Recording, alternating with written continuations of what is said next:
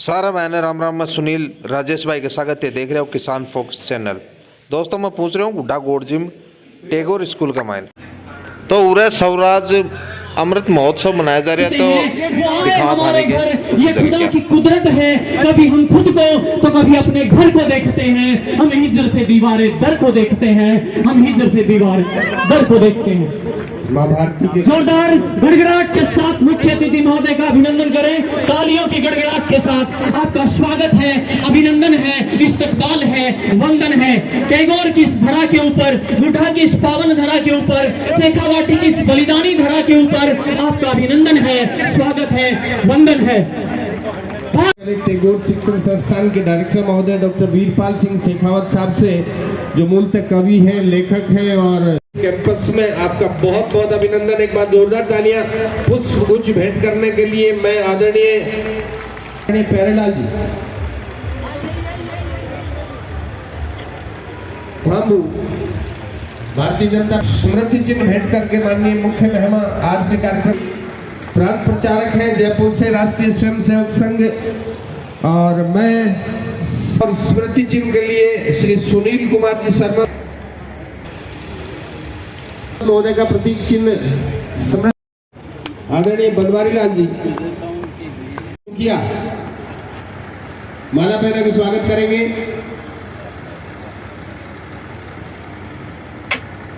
लाल सिंह जी पायल, आपका अभिनंदन, आपका अभिनंदन, स्वागत गीत।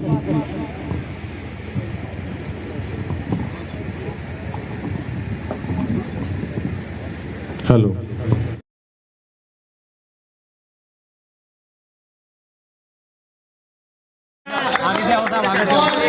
आ जाओ, इसको भी बोल के लगाओ।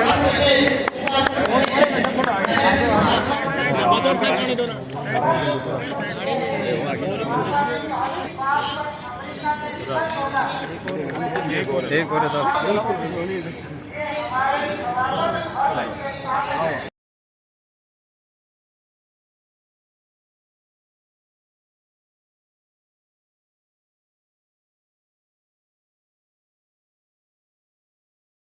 विभूषित करते हुए अपने आप को गौरवान्वित अनुभूत करता है। टैगोर शिक्षण संस्थान गुड़ागोड़ जी, जिला झुंझुनू, राजस्थान। दिनांक 11 अक्टूबर 2022 मंगलवार। साहित्य के क्षेत्र में आपकी अभूतपूर्व उपलब्धियां, आप माता सरस्वती के योजना अंतर्गत 15,000 किलोमीटर पैदल चाल विविध चरणों में विविध अंतर्राष्ट्रीय रिकॉर्ड बनाने पर संस्थान समाज गौरव सम्मान से विभूषित करते हुए अपने आप को गौरवान्वित अनुभूत करता है। टैगोर शिक्षण संस्थान गुड़ागोड़ जी, जिला झुंझुनू, राजस्थान। श्री दिनेश कुमार जी साखला राज्य स्तरीय व राष्ट्रीय स्तर के पदक विजेता उत्कृष्ट प्रदर्शन करने पर समाज गौरव सम्मान से विभूषित करते हुए हम अपने आप को गौरवान्वित अनुभूत करते हैं। श्री समवाय ज्योति गौशाला बोर्डकी का जन जागृति एवं जन सहयोग से निर्माण 40 बीघा जमीन देने पर यह संस्थान समाज गौरव सम्मान से विभूषित व बेसहारा घायल पशु संगठन के निर्माण एवं संचालन पर यह संस्थान समाज गौरव सम्मान अपने आप को गौरवान्वित अनुभूत करता है। संस्थान गुड़ागोड़ जी, जिला झुंझुनू, राजस्थान। जोरदार तालियां छात्रा के लिए। दिल्ली राजपथ पर अब माननीय प्रधानमंत्री जी ने राजपथ का नाम कर्तव्य पथ कर दिया है। ये हम सबको विदित रहे। देश में मूल अधिकारों के साथ मूल कर्तव्यों की बात भी होनी चाहिए। हमें अपने कर्तव्यों की याद दिलाई जाती है। माननीय प्रधानमंत्री जी का कोटि कोटि साधुवाद। अगली श्रृंखला में श्री गुड़ागोड़ जी।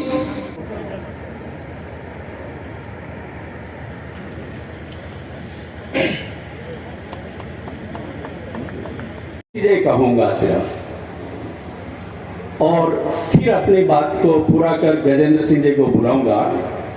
ग्राम गोटड़ा, ग्राम चिराना मलयगढ़, ग्राम लोहारगढ़ लोहरड़ा, ग्राम झाझड़, ग्राम भैरवास, ग्राम गिरधरपुरा, ग्राम सुरजनपुरा, ग्राम दीपुरा, ग्राम चैनगढ़ और ग्राम बाय। ये वंश श्रृंखला इन गांवों की, और एक जीवनी बायोग्राफी है और दूसरी कविता संग्रह।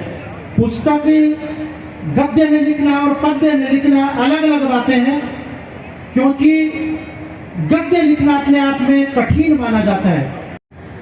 जोरदार तालियां विमोचन के इस अवसर पर पूरे पांडाल के द्वारा अभूतपूर्व पल, एक साथ 19 पुस्तकों का विमोचन, अविस्मरणीय अवसर। तालियां।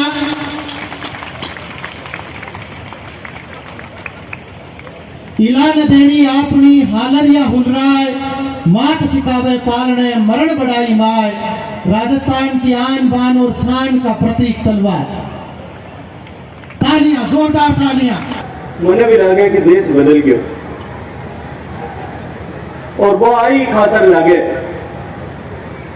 मारो बचपन ले अब तक को अनुभव हो कि स्कूल में लेट जावे तो मार साहब के तो मुर्गो बनाया करे के हाथ ऊंचा कर खड़ा करया करे।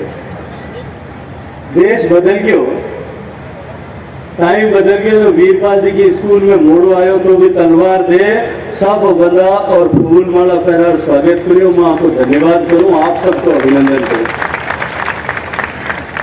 और मैंने लगे कि देश बदले को नहीं बदले, पर आप लोगों का धीरज ने प्रणाम करूं कि 6 घंटा आप लोग इन धीरज के साथ विराजे रहा।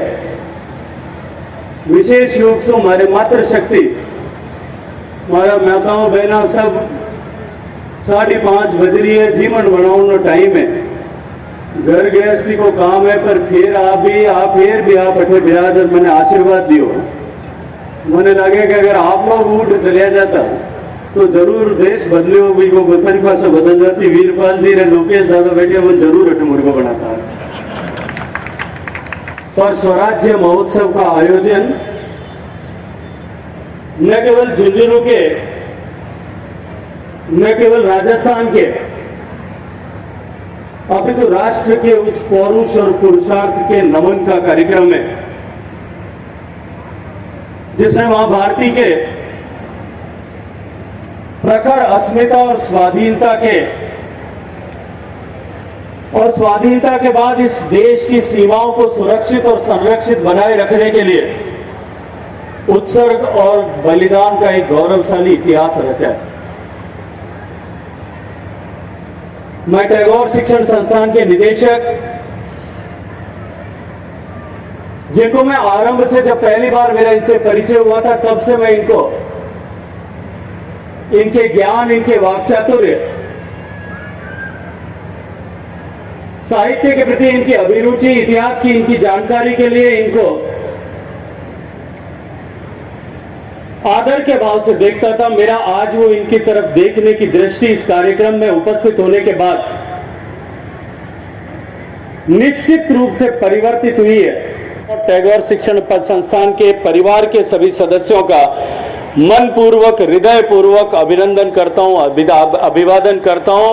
अब पुनः ये मातृशक्ति जिन्होंने मुझे आशीर्वाद देने के लिए 6 घंटे तक धीरज धरा है, मैं उन मातृशक्ति की भाषा यदि कोई है, उसका परिचय यदि कोई है, तो देश में शायद शिक्षण संस्थान में आर्यभट्ट से लेकर के भास्कराचार्य से लेकर के सुश्रुत से लेकर के और कणाद तक की मूर्तियों का जो आज अनावरण हुआ है, ये बदलते हुए भारत की तस्वीर का परिचायक है। ये भारत के बदलते हुए तस्वीर की आहट है जिसे आज पूरा विश्व स्वीकार कर रहा है। मित्रों, देश, जैसा आदरणीय वीरपाल सिंह जी ने अभी कहा कि देश बेशक 1947 में स्वाधीन हुआ, हमें स्वराज्य की प्राप्ति हुई और आज देश को आज़ाद हुए कुछ ही दिन पहले 75 साल पूरे हुए। देश ने आज़ादी का 76वां साल हम सब के सामने, देश में आज़ादी का 76वां महोत्सव हम सब ने मनाया।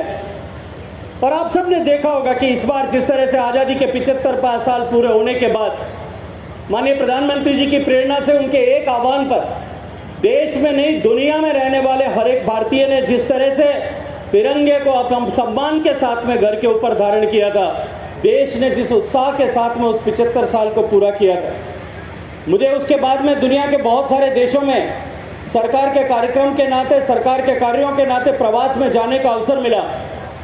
जब मुझे डेनमार्क के कोपेनहेगन के भारतीय दूतावास में एक तस्वीर देखने को मिली कि डेनमार्क की लोकसभा के ऊपर, वहाँ के पार्लियामेंट हाउस के ऊपर भी भारत के झंडे को सम्मान के साथ में फहराया गया। 2 ही दिन पहले मैं ऑस्ट्रेलिया से लौटा। ऑस्ट्रेलिया में जब मैं अपनी कॉन्सुलेट में गया, अपने दूतावास में गया, दूतावास में चित्र लगा था कि लोटस टेम्पल को पूरे को तिरंगे के रंग के साथ में रोशनी से रंग करके 3 दिन तक वहाँ रखा था। ये भारत का सम्मान और बदलते हुए भारत की तस्वीर जो पूरी दुनिया देख और पहचान रही है, समझ रही है कि हम सब ने देखा। मित्रों, एक व्यक्ति के जीवन में 75 साल बहुत बड़ा कालखंड नहीं हो सकता है। जो हमारी सनातन परंपरा है उसके अनुरूप व्यक्ति अपने जीवन के 3 पड़ाव, जो 100 वर्ष के जीवन की कल्पना की गई है, उस कल्पना के 3 पड़ाव पूरे कर चुका हो। बाल्यावस्था, गृहस्थावस्था और वानप्रस्थ से ये पूरा करके व्यक्ति अपने जीवन में मोक्ष की प्राप्ति के निहितार्थ वन के गमन करे, ऐसा प्रावधान हमारे ऋषियों ने, हमारे मनीषियों ने किया था। आज जिस तरह की परंपराएं बदली है, पश्चिम में तो 75 साल जब पूरे हो जाते हैं, हमारे यहाँ तो लोग मोक्ष प्राप्ति के लिए वन गमन करते थे, उनके यहाँ उनको घर परिवार के लोग वृद्धाश्रम में भेज देते। जो भारत और विपक्ष, जो पश्चिम की सोच का परिवर्तन, जो फर्क है, वो मैं आप सबके सामने रखना चाहता हूँ। लेकिन 75 साल का ये कालखंड एक देश के जीवन में, देश की आयु में बहुत बड़ा समय नहीं हो सकता। और वो भी एक ऐसा देश जिसकी लाखों वर्षों का इतिहास हो, जिसकी लाखों वर्षों की समृद्ध परंपराएं हो, जिसका लाखों वर्षों का एक ऐसा गौरवशाली प्रेरणास्पद इतिहास हो, उसके जीवन में 75 साल का कालखंड कोई बहुत बड़ा और बहुत महत्वपूर्ण कालखंड नहीं हो सकता। लेकिन निश्चित रूप से इस बदलती हुई तकनीकी के समय में, जब सारी दुनिया में परिवर्तन की गति बहुत तेज हो गई है, परिवर्तन की गति इतनी आगे बढ़ गई है कि जितने परिवर्तन एक सहस्त्राब्दी में होते थे, 1000 साल में होते थे, उतने परिवर्तन शायद कुछ दशकों में होने लगे। जितने परिवर्तन एक शताब्दी में, परिवर्तन शायद 1 दशक से भी कम समय में या कुछ सालों में होने लगे। जितने परिवर्तन 1 दशक में होते थे, उतने परिवर्तन शायद उससे ज्यादा परिवर्तन 1 वर्ष में या उससे कम समय में होने लगे। परिवर्तन की इस बढ़ी हुई गति के साथ में 75 साल का ये कालखंड निश्चित रूप से हमारे भारत में हम सब लोगों के लिए, वर्तमान पीढ़ी में एक निश्चित रूप से एक विचार करने का अवसर हम सब लोगों के सामने अवश्य रूप से। ये जो आजादी है, जो स्वतंत्रता, जो हमने लाखों लाख लोगों के बलिदान के उपरांत प्राप्त की, लाखों नाम अनाम लोगों ने शहीद अपने आप की कुर्बानी देकर के, शहादत देकर के इस देश को स्वाधीन होने का इस सपने को सच किया। हजारों लोग ऐसे होंगे जिन्होंने तोप के गोलों के सामने अपने आप को बांध करके चित्रे हो जाना स्वीकार किया होगा। हजारों लोग ऐसे होंगे जिन्होंने हंसते हंसते सीने पर गोली खाना स्वीकार किया होगा। हजारों लोग ऐसे होंगे जिन्होंने हंसते हंसते फांसी के फंदे पर लटक जाना स्वीकार किया होगा। आजादी के इतिहास का अध्ययन करिए, ऐसे आपको अनेक उदाहरण मिलेंगे कि एक आंदोलन के परिणाम स्वरूप क्षुब्ध अंग्रेज सत्ता ने एक ही बरगद के पेड़ पर 100 से ज्यादा आदिवासी भाइयों को लटका करके फांसी देने का काम किया था। ऐसे लोगों के बलिदान के बदौलत आजादी मिली। देश को आजादी ऐसे लोगों के अपने जीवन के समर्पण के कारण से मिली, अपनी जवानी के समर्पण के कारण से मिली, जिन्होंने हंसते हंसते बर्फ की शिलाओं पर लेटना स्वीकार किया, जिन्होंने हंसते हंसते कोलू में बैल की जगह जुतना स्वीकार किया, जिन्होंने हंसते हंसते अपने नाखून और दांत भी खींच करके निकाल लिए जाना स्वीकार किया। उन सब लोगों के मन में जो संकल्प था, जो भाव था, जिस संकल्प के भाव को बनाए रखने की जो प्रेरणा थी, वो प्रेरणा थी कि स्वाधीन भारत विश्व का सबसे शक्तिशाली संपन्न देश बने और भारत अपने गौरवमयी अतीत को वापस प्राप्त कर पाए। ये 75 साल का अवसर निश्चित रूप से हम सब लोगों के लिए एक ऐसा अवसर अवश्य है कि हम आकलन करें कि क्या हमने खोया है और क्या हम नहीं प्राप्त कर पाए। लेकिन केवल यदि हम इस बात पर अफसोस करें, केवल हम इस बात पर विवेचना करें, इस बात की तुलना करें, इस बात की गणना करें कि हम क्या प्राप्त नहीं कर पाए और हम उससे निराश होकर के बैठ गए, ये आज का समय इसकी अनुमति हमें नहीं दे।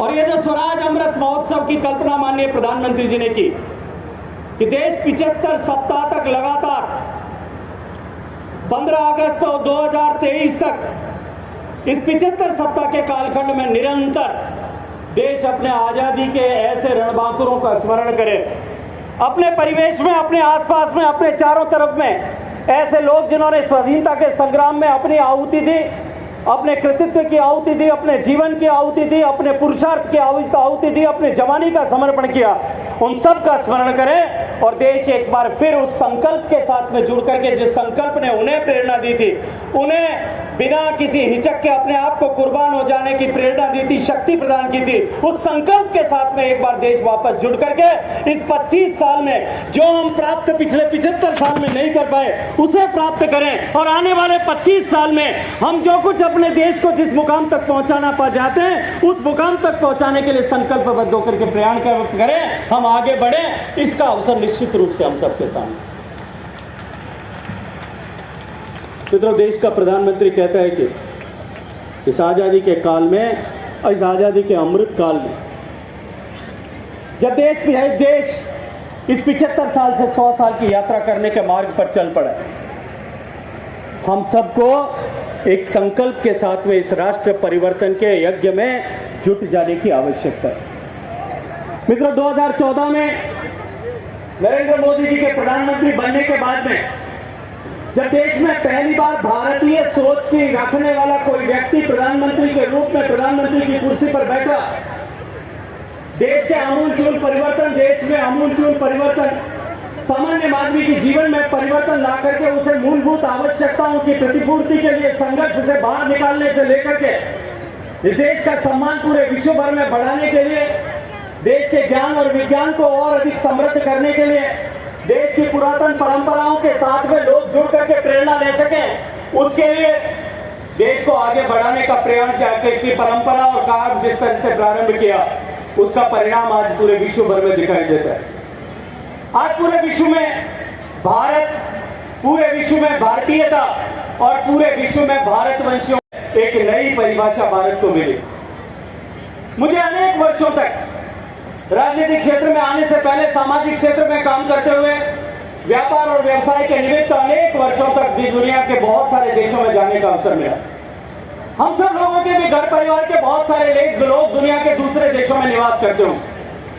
इसका जुनून की धरती के हजारों की संख्या में बालक जो है मिडिल ईस्ट में, गल्फ कंट्रीज में रहकर के, दुबई में, कुवैत में, यूनाइटेड अरब अमीरात में रहकर के अपना जीवन यापन करते हो। उनसे पूछ करके देखिएगा, हम सब के बहुत सारे लोगों के इस विषय की मन में जानकारी भी होगी। हमारा बच्चा जब देश से बाहर दुबई में, अरब अमीरात में जाता था, किसी अरब देश में जाता था, उसको अपने पूजा का कोई भी सामान साथ ले जाने की अनुमति नहीं है। गले में अगर उसने जो है हनुमान जी की चौकी पहनी हुई है, मां दुर्गा की तस्वीर पहनी हुई है, वो भी पहन करके वो खुलेआम नहीं जा सकता था। अपने घर में, अपने प्रतिष्ठान में फोटो लगा करके पूजा नहीं कर सकता था, इसकी अनुमति नहीं। मित्रों, 8 साल में जिस तरह से भारत आप सब लोगों के आशीर्वाद से बदला है, मैं अभी 5 दिन पहले जब ऑस्ट्रेलिया में था, उस दिन उसी अरब देश में दुनिया का सबसे बड़ा मंदिर जो है उसका मुहूर्त हुआ है, दुनिया के उस सबसे बड़े मंदिर का उद्घाटन हुआ। सामान्य मानवीय की ताकत बढ़ाने के साथ साथ में देश के प्रधानमंत्री ने देश की शक्ति पूरी दुनिया में बढ़ाने के लिए काम किया। आज पूरी दुनिया का भारत की तरफ देखने का नजरिया बदल गया। आज जब पहले जब भारत का कोई व्यक्ति दुनिया के किसी दूसरे देश में जाकर के अपने आप को परिचय यदि पूछा जाता था, तो वो अपना परिचय कराते हुए संकोच के साथ में कहता था, और मैं उस बात का प्रत्यक्षदर्शी गवाह हूं, संकोच के साथ में कहता था कि मैं एशिया का रहने वाला हूं। वो भारत का, भारतवासी होने का परिचय भी कराने में संकोच करता। और यदि कोई गलती से या कोई उत्साह के साथ में ये कहता था कि मैं भारत का निवासी हूं, तो लोग भारत को गांधी जी के साथ में जोड़ करके देखते थे या कहते थे कि भारत भिखारियों और गरीबों का देश है, जादूगरों का देश है। आज अगर दुनिया में कोई व्यक्ति भारत में होने का परिचय अगर अपना देता है, तो लोग कहते हैं you are mister Modi's country. And Modi ji को दुनिया के सबसे लोकप्रिय नेता, सबसे प्रोग्रेसिव लीडर के रूप में मानता है। मैं अभी आपको बता रहा था कि मैं 3 दिन पहले ऑस्ट्रेलिया से लौटा। 8 तारीख को दोपहर में मैं सिडनी में था। ऑस्ट्रेलिया के पूर्व प्रधानमंत्री एक कार्यक्रम में टोनी ब्लेयर मेरे साथ में थे, और टोनी के साथ में जब मैं बात कर रहा था तो उन्होंने मुझे जो कहा वो मेरे लिए जीवन का सबसे ज्यादा गरिमामय क्षण था। उन्होंने कहा कि वसुधैव कुटुंबकम की कल्पना आपके देश में की गई, A global village का concept है, which is given by the Indian wisdom to the world. और उन्होंने कहा कि आने वाले समय में यदि ये ग्लोबल विलेज की परिकल्पना साकार हो जाती है, दुनिया का एक ही पूरी दुनिया एक गांव में, एक शहर में, एक देश के रूप में समाहित हो जाती है, तो उस दुनिया का सबसे योग्य व्यक्ति जो उस दुनिया का या उस पूरे दुनिया रूपी देश का प्रधानमंत्री होने का हकदार है, तो वो बना नरेंद्र मोदी। आज उसकी कल्पना बराबरी कोई नहीं कर। निश्चित रूप से हमें 130 करोड़ भारतवासियों का गर्व बढ़ा। आज भारत के ज्ञान की, भारत की विधाओं की, भारत की बौद्धिक मनीषा की जिस तरह से पूरे विश्व में एक नई पहचान बनी है, तो निश्चित रूप से हम सब लोगों के लिए एक ऐसा अवसर है कि भारत के सौभाग्य का सूर्य उदय हो रहा है और हम सब लोगों के लिए एक निश्चित रूप से प्रेरणा का अवसर भी। मित्रों, ये जो 75 साल का कालखंड पूरा हुआ है और आने वाले 25 साल का समय, आज भारत जो है संपरिवर्तन के दौर से गुजर रहा है, ट्रांसफॉर्मेशन के दौर से गुजर रहा है। जब कोई भी देश, कोई भी समाज, कोई भी संस्थान इस तरह के ट्रांसफॉर्मेशन के दौर से गुजरता है, इस तरह के बदलाव के दौर से गुजरता है, ऐसा अवसर हम सभी देशों के सामने, समाज के सामने या संस्थान के साथ में सदा सर्वदा नहीं आता, हमेशा नहीं होता है। कभी कभी देश को इस तरह के अवसर मिलते हैं, कभी कभी समाज को इस तरह के अवसर मिलते हैं। हम सौभाग्यशाली हैं कि हमें ऐसे अवसर में काम करने का, ऐसे अवसर पर जन्म लेने का अवसर मिला है। हम सौभाग्यशाली हैं कि हम सब लोगों को इस समय में देश के लिए बलिदान होने की आवश्यकता नहीं, केवल योगदान करने की आवश्यकता, और हमको योगदान करने का अवसर मिला है।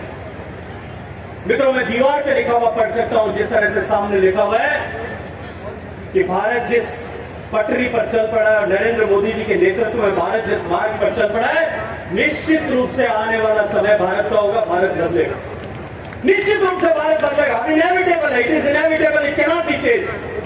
अब निश्चित रूप से भारत बदलेगा और बदल करके रहेगा। लेकिन 25 साल बाद में जब भारत बदल जाएगा, मित्रों, मैं एक ऐसी ऐतिहासिक धरती पर खड़ा हूं जिस धरती के सूरमाओं ने अपनी भुजाओं की ताकत से, अपने पुरुषार्थ से, अपने बौद्धिक कौशल से, अपने व्यावसायिक कौशल से जिस किसी भी क्षेत्र में थे, जिस किसी भी विधा में उन्होंने जाकर के काम किया, वहां उच्चतम स्थान जो है वो प्राप्त किया है। ऐसी गौरवशाली धरती पर खड़े होकर के मैं आप सबसे एक प्रश्न पूछना चाहता हूं कि 25 साल बाद में जब ये देश बदल जाएगा, तब क्या हम अपने आप पर गर्व कर पाएंगे? क्या हम अपने आप पर इस बात के लिए जो है गर्व कर पाएंगे, अभिमान कर पाएंगे कि इस देश के बदलाव में मेरा भी योगदान? क्योंकि जब कभी भी इस तरह का ट्रांसफॉर्मेशन का दौर आता है, तब समाज के प्रत्येक व्यक्ति, प्रत्येक घटक की जिम्मेदारी होती है, चाहे वो समाज में किसी भी भूमिका में काम कर रहा हो, समाज में किसी भी कर्म क्षेत्र में काम कर रहा हो, उसकी निश्चित रूप से ये जिम्मेदारी होती है कि वो इस बदलाव की प्रक्रिया में सकारात्मक सहयोग करते हुए बदलाव का हिस्सा बने, इस बदलाव के घूमते हुए चक्र की गति को बढ़ाने की दिशा में काम करे। हम सब लोगों को भी निश्चित रूप से इस बात का आकलन हमेशा हमेशा करना चाहिए कि मैं इस बदलाव की गति को बढ़ाने के लिए काम कर रहा हूं या बदलाव की गति को रोकने के लिए कहीं अवरोधक के रूप में काम कर रहा हूं। यदि हम समाज के किसी भी क्षेत्र में हम काम कर रहे हैं, वहां काम करते हुए हमको निश्चित रूप से इस बात का आकलन नित्य प्रतिदिन करने की आवश्यकता है। इस बदलते हुए परिदृश्य में, इस बदलते हुए दौर में, जब मैं ये देखता हूं कि विवेक की टैगोर शिक्षण संस्थान जैसे संस्थान भारतीय परंपराओं को आगे बढ़ाते हुए इस तरह से हजारों लोगों को एक साथ आगे बिठा करके, हजारों लोगों को एक साथ खड़ा करके उनको स्वराज अमृत महोत्सव के माध्यम से इस बदलाव के चक्र के साथ में प्रेरणा देकर के जोड़ने का काम करते हैं, तो मेरा इस बात का कन्विक्शन, मेरी इस बात की अवधारणा कि देश और बदल जाएगा, निश्चित रूप से बदल करके रहेगा, ये और अधिक बलवती होती है, और अधिक स्ट्रांग होती है, और अधिक जो है फलती और फूलती है। इस अवसर को प्रदान करने के लिए, मेरी इस कन्विक्शन को और अधिक जो है स्ट्रॉन्ग करने के लिए, और अधिक दृढ़ करने के लिए आज इस कार्यक्रम में आने का, आप सबसे बात करने का अवसर प्रदान करने के लिए मैं आदरणीय वीरपाल सिंह जी को, आदरणीय प्रदीप जी को, इनको एक बार फिर मन पूर्वक अभिनंदन करते हुए आप सबके श्री चरणों में प्रणाम करते हुए मेरी वाणी को विराम करता हूं। भारत माता की।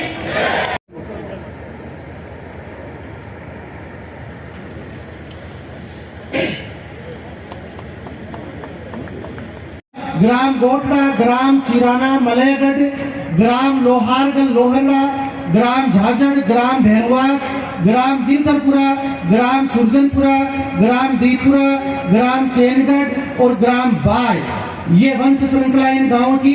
और एक जीवनी बायोग्राफी है और दूसरी कविता संग्रह। पुस्तक गद्य में लिखना और पद्य में लिखना अलग अलग बातें हैं, क्योंकि गद्य लिखना अपने आप में कठिन माना जाता है।